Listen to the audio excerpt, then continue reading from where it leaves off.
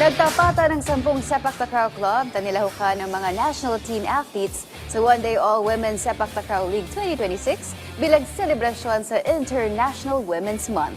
Ang kabuang detalye sa ulat ni Bernadette Tinoy. Mahigit 100 atleta, coaches at officials ang lumahok sa One-Day All-Women Sepak Takraw League 2026. 10 kupunan ang nagpasok laban sa open category quadrant event na idinao sa Marikina High School. Ito ay bilang pakikiisa na rin ng Philippine Sepak Takraw Association sa International Women's Month at ipagdiwang ang husay ng mga kababaihang atleta ng nasabing larangan. Gandang opportunity to say thank you to all women in the world kasi hindi lang ang takraw ay hindi lang naman parang panlalaki. So in international competition, kahit yung national team natin sa babae ay nakakapag-cater na rin po ng medal. So this one is an avenue for selection. As we all know, by November this year, we'll be hosting the U19. So this one is an avenue for the selection for the women's team, for the national team.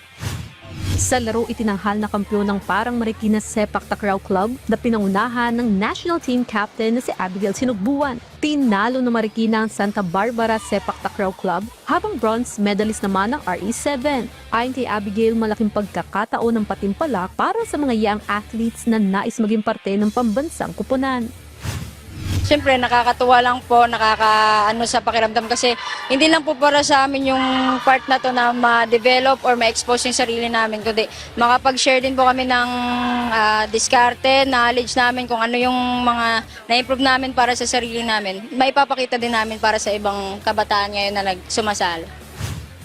Isa naman sa mga batang atleta na lumahok, ang high school student mula Pangasinan na si Zyrene Buntuya ng Santa Barbara. Anya, pangarap niyang makalaro ang mga national team players at maging bahagi ng women's squad sa hinaharap.